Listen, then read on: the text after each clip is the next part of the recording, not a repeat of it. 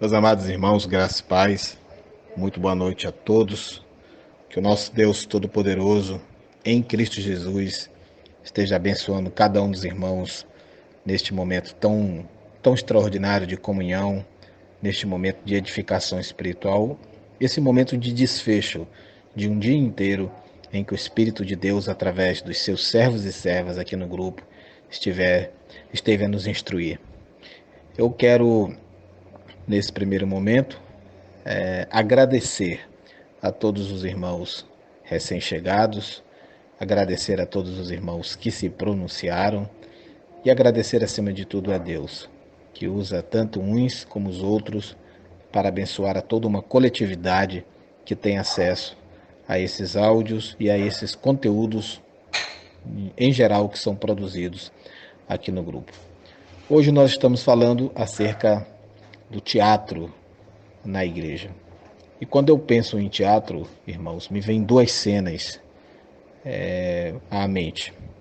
Primeiro, aquela coisa muito pura, muito singela, muito verdadeira e muito espiritual, que eu me lembro que nós praticávamos nos meus tempos de mocidade, onde nós fazíamos algumas pequenas peças teatrais, sempre extraídas de conteúdos bíblicos, e que era uma maravilhosa bênção. Quando eu penso naquilo, eu muito facilmente me posiciono favorável às representações teatrais dentro da igreja.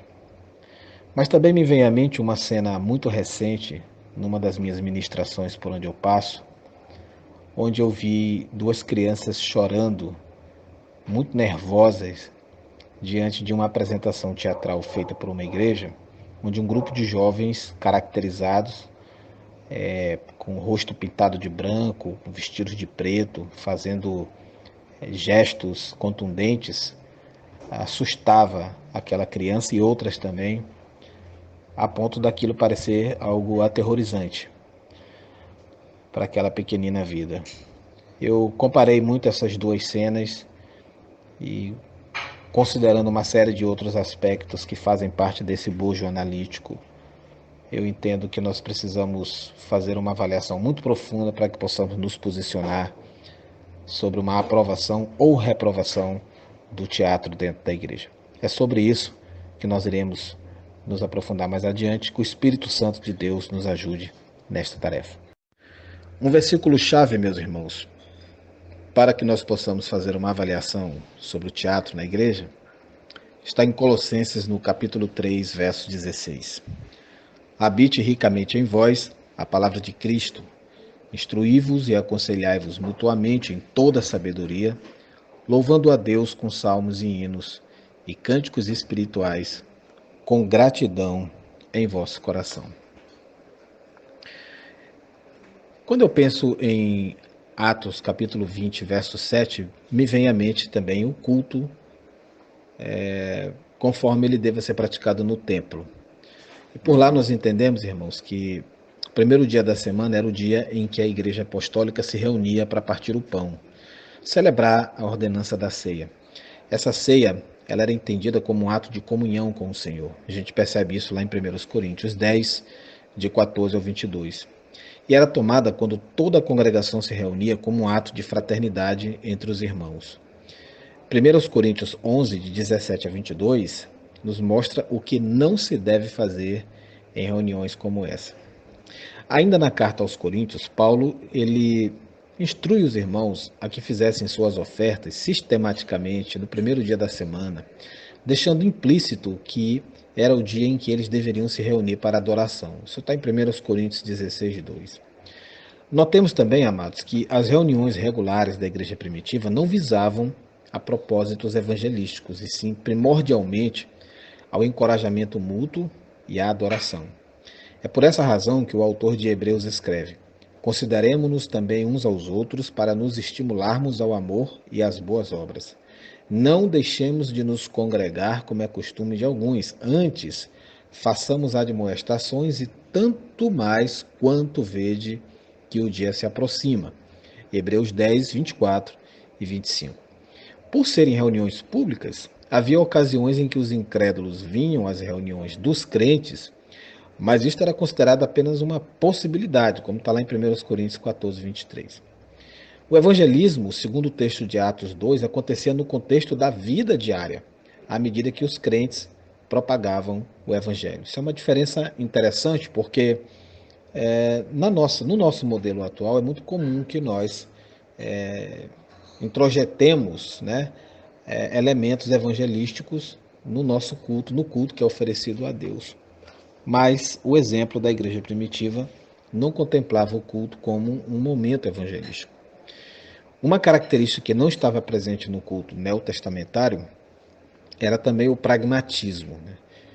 E o que é pragmatismo? Uma decisão pragmática, irmãos, é aquela que é tomada não pela essência, mas pelo efeito causado na maioria do povo. No que diz respeito ao culto, a aplicação desse princípio pode ser desastrosa, porque o juiz passa a ser o grupo de pessoas e não o Espírito Santo. O culto público é a semelhança mais próxima que nós podemos ter do céu, enquanto nós estamos aqui na terra.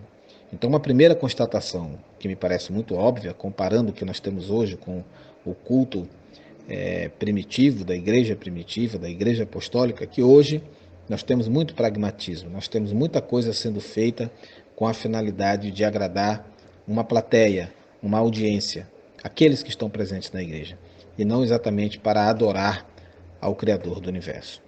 Mas para nós prosseguirmos nessa linha de investigação da verdade, nós temos que nos aprofundar nos elementos do culto conforme o modelo neotestamentário.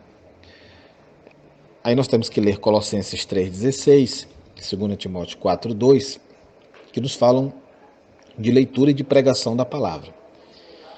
A mensagem, irmãos, ela deve expor e esclarecer um texto bíblico numa linguagem de fato contemporânea para a realidade do mundo de hoje. Mas a mensagem ela tem algumas funções que são indispensáveis. Primeiro, ela tem que esclarecer e explicar as verdades profundas da fé. Ela tem que dar orientações sobre como nós temos que viver e agir como cristãos. Tem que edificar a igreja, tem que levar as pessoas à fé, tem que fortalecer a fé, tem que consolar e animar os que estão em dificuldades e tem que tirar as pessoas da sua inércia. A essa suficiência das Escrituras, no culto cristão, os reformadores chamaram de princípio regulador do culto, que não deve se preocupar com coisas sem importância. Então nós temos que pensar no teatro dentro desse contexto, se ele se encaixa, se ele responde a essas expectativas. Na adoração coletiva, a pregação da palavra é essencial. E em nosso texto básico que nós utilizamos há pouco, nós lemos que as atividades da Igreja do Novo Testamento eram centralizadas na doutrina dos apóstolos, no partir do pão e nas orações.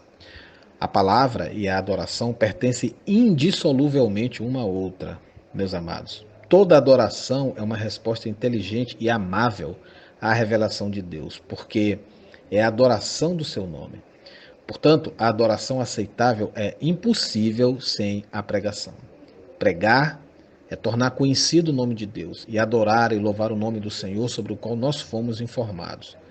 Ao invés de ser uma intrusão alienígena na adoração, o ler e o pregar a palavra são realmente indispensáveis à adoração. Então, todo culto ele tem que ser primordialmente caracterizado pela pregação da palavra. Em segundo lugar, a oração. Vemos isso em Efésios 5:20, 1 Timóteo 2:8, vemos também em Atos 2:42. E as orações, elas podem ser de adoração, de invocação, de confissão, de petição, de agradecimento, de intercessão, etc., e devem sempre ser dirigidas a Deus em nome de Jesus. A oração é um elemento que sempre tem que estar presente no culto cristão.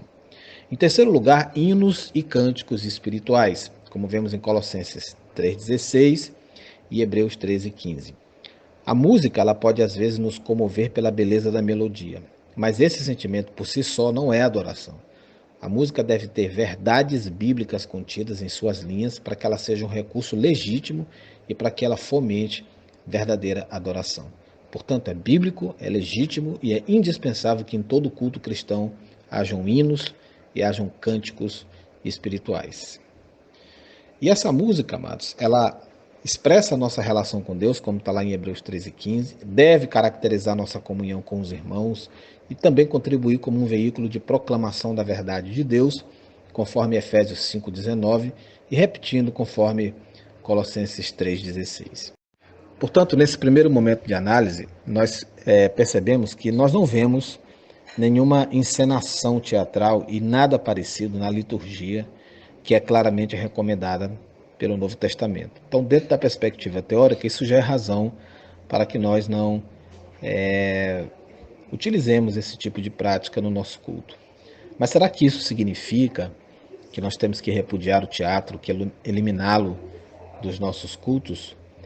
Aí eu me lembro daquelas minhas experiências tão marcantes e tão inesquecíveis da minha mocidade, e eu percebo que nós precisamos prosseguir, continuar discorrendo, avaliando e com muito temor e tremor, buscando a verdade de Deus acerca disso.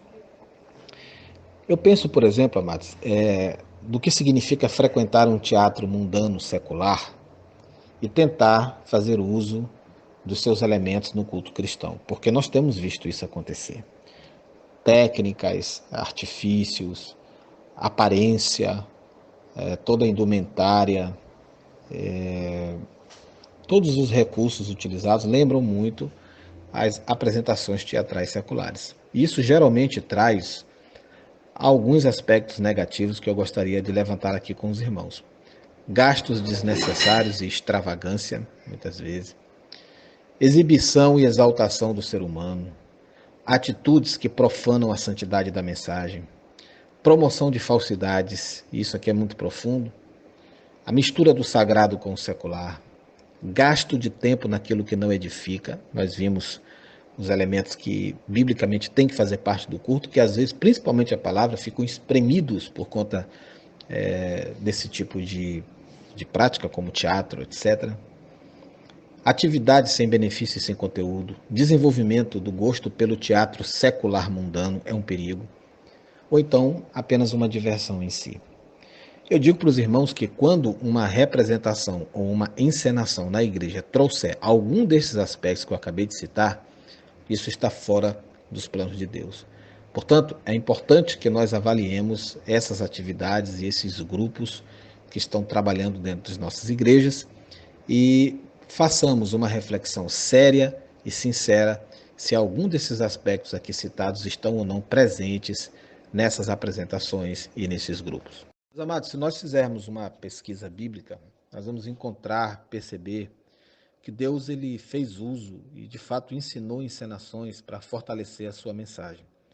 Desde os altares dos patriarcas até o tabernáculo de Moisés e o templo de Jerusalém, os serviços ministrados pelos sacerdotes eram uma clara encenação, uma ilustração da salvação através de Cristo. No Antigo Testamento, nós temos também outros exemplos. A própria circuncisão, que foi ordenada por Deus, era um símbolo do concerto dele com seu povo. A ordem para que Moisés preparasse e levantasse uma serpente de bronze era um símbolo de Cristo, era uma oferta de vida. A segunda vinda foi ilustrada por uma pedra que atingiu os pés da estátua, conforme nos relata Daniel. O casamento de Oséias com uma prostituta também encenava uma apostasia de Israel e também o amor de Deus. Você também pode encontrar ilustrações e encenações no ministério de Cristo e no restante do Novo Testamento. A cerimônia do batismo é uma encenação instituída por Cristo para marcar o início de uma nova vida. A Santa Ceia é uma encenação da reconsagração também instituída por Cristo para ser repetida pelo seu povo. Em Apocalipse, João usa muitas encenações simbólicas que descrevem o plano da salvação dentro da realidade do grande conflito entre o bem e o mal. Nós devemos apoiar e valorizar o uso de todas essas ilustrações e encenações bíblicas, como o batismo, o santuário, etc. O que devemos desaprovar é o uso do exibicionismo teatral e não de qualquer tipo de encenação. Apresentações teatrais, mesmo dentro da igreja, irmãos, podem pender para serem mais prejudiciais do que edificantes quando, em primeiro lugar, afastam a primazia e o foco em Deus, levam as pessoas a perder de vista os interesses eternos, alimentam o orgulho, excitam a paixão, glorificam o talento humano, estimulam o sensualismo que a gente vê muito e, consequentemente, depravam a imaginação de muitas pessoas que estão na igreja. Então, de todo esse conjunto de conteúdos e de conceitos, a gente infere que dramatizações são aceitáveis, mas em contrapartida apenas quando elas aproximam de Deus, quando elas chamam a atenção para os interesses eternos, quando elas não alimentam orgulho, quando elas não excitam nenhum tipo de valorização humana, quando elas desaprovam, inclusive, muito claramente o aspecto artístico, o aspecto que lança as luzes para o palco, para o talento, para a capacidade humana. Isso não pode fazer parte do culto. Quando elas não estimulam o sensualismo, a prática teatral não pode ser de forma alguma uma prática sensual. Aliás, nada que diga respeito à vida do cristão deve ser assim. As dramatizações, irmãos, elas devem evitar o elemento jocoso, vulgar, evitar o uso de fantoches, animais, árvores que falam, esse tipo de coisa. A casa de Deus não é lugar para isso. Ela tem que ser bíblica, tem que ser historicamente leal aos fatos, como estes realmente ocorreram, e acima de tudo, amados, deve exaltar a Deus e a sua palavra, e não os atores, e não os personagens que a compõem. Portanto, o melhor a se fazer, do meu ponto de vista, é que nós organizemos um grupo específico para ser um ministério teatral na igreja. Porque, ficando específico para isso, eles terão mais condições de se aperfeiçoarem no conhecimento, na prática e de fazer o uso correto desses dons para a adoração. E assim, ao mesmo tempo, consagrando-se, estarão evitando os riscos que nós apontamos, que são possibilidades muito prováveis e que, muito lamentavelmente, nós enxergamos na maioria dos grupos teatrais que eu, particularmente, tenho observado por onde eu tenho andado. Para saber administrar essa questão, a palavra-chave é equilíbrio. É preciso ter equilíbrio para preparar uma encenação que seja edificante e não uma exibição teatral.